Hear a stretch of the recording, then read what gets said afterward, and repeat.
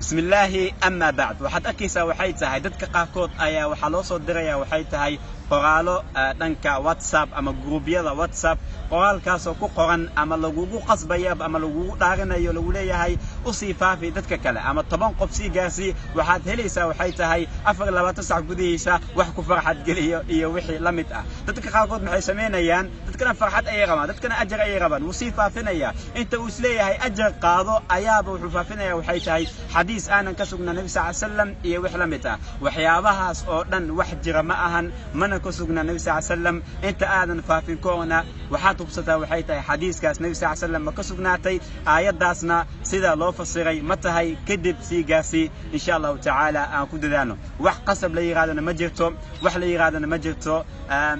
arintaas ajar ayaad ku helaysaa hadaadan faafinna waa qasaaraysa iyo wix la mid ah aan iska ilaalin insha Allah ta'ala barakallahu